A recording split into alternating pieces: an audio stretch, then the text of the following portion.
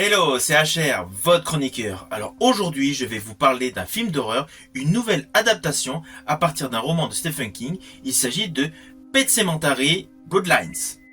Avant d'aller plus loin, n'oublie pas, petit pouce vers le haut, la petite cloche, let's go!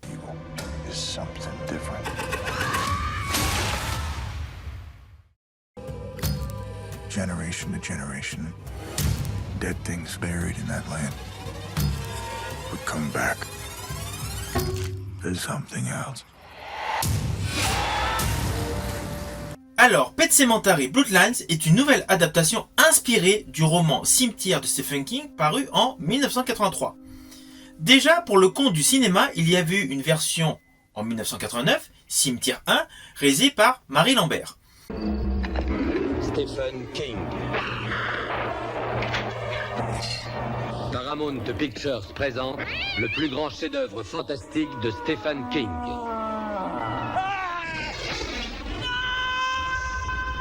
Cimetière. En 92, il y a eu la suite Cimetière 2. Des événements terrifiants se produisent dans la ville de Ludlow. Pour la seconde fois. Partez avec votre famille!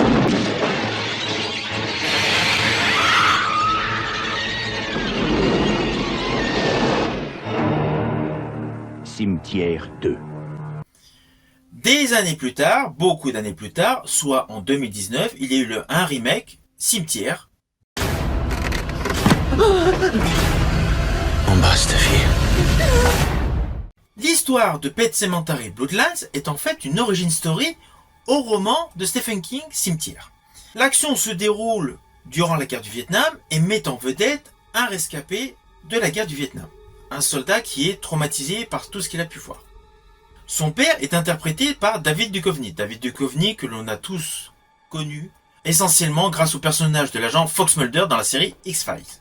Alors le plus de ce point de départ, c'est l'amitié entre deux hommes, un qui n'est pas parti à la guerre et un qui a subi le traumatisme de la guerre. Donc déjà, un scénario de base intéressant.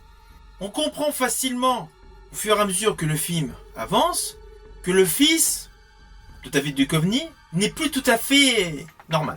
Mais est-ce purement dû au traumatisme de la guerre? Ça, vous le découvrirez dans le film.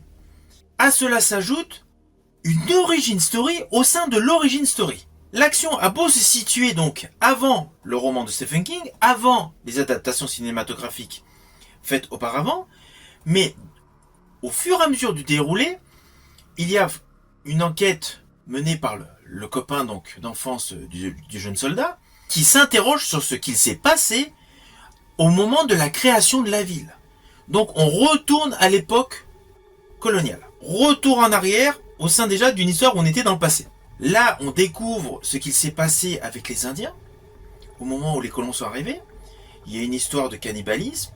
Je ne veux pas vous détailler plus, je préfère que vous ayez la surprise de découvrir. Et de là, on revient sur le déroulé du film. Les événements s'enchaînent, il y a quelques jumpscares, la sensation de frisson et terreur, elle est bien là, jusqu'au déroulé final, qui est dans la pure tradition de l'ouvrage de Stephen King, pour faire raccord avec le roman et les adaptations cinématographiques, ce qui est d'ailleurs parfaitement réalisé. Alors, le plus de ce film, je dirais, c'est les clins d'œil. Il y a énormément de clins d'œil à la filmographie adaptée des œuvres de Stephen King, et notamment une bonne partie des romans de Stephen King. Lorsqu'il y a des prises de vue dans le champ de tournesol, on est obligé de penser aux Enfants du maïs de Stephen King. L'ambiance est pareille. Les plans séquences, les cadrages font étonnamment résonner ce qui était décrit dans les romans de Stephen King et ce qu'il fut effectué dans les films. Of the dark, the unknown, the nightmare. In Gatlin, Nebraska, that nightmare is in the corn.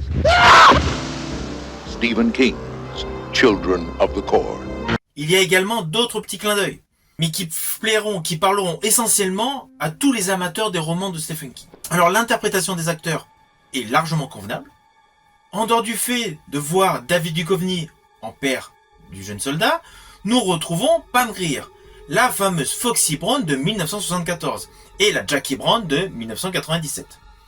Toute la distribution autour est parfaitement interprétée. Alors, il y a une histoire, évidemment, qui se greffe sur les protecteurs de cette fameuse ville.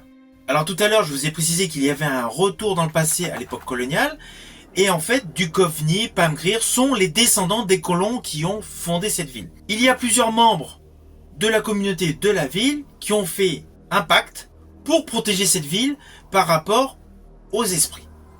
Car le mal est très bien installé dans la forêt. Le secret est bien gardé et la réalisation de Lindsay Beer est en adéquation avec l'atmosphère qui montre une grosse protection par rapport au mal. Car n'oublions pas, il s'agit quand même du film Pet Sematary Bloodlines, donc Cimetière, les origines du mal. Hell, what have you done? We have to find Timmy. Now stop this. I held him the day he came into this world, and I'm gonna hold him the day he goes out.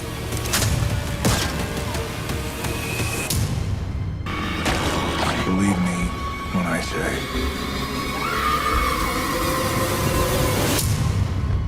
sometimes dead is better. Alors au final, cette création sur Paramount+, à partir d'un roman de Stephen King, permet de compléter l'histoire du personnage ici jeune, donc, de Judd Crandall, qu'on retrouve dans les différentes adaptations cinématographiques, en personnage vieillissant.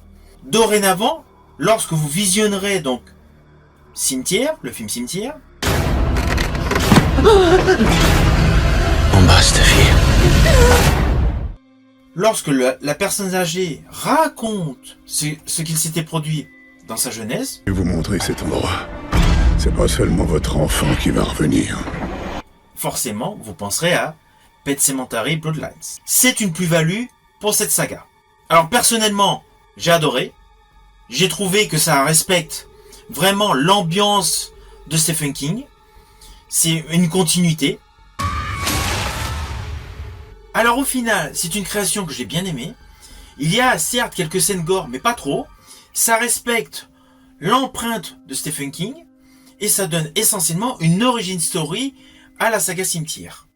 Peut-être qu'il y aura encore une suite. En tout cas, cet opus est à découvrir sur Paramount+, et je vous dis à bientôt pour une prochaine chronique.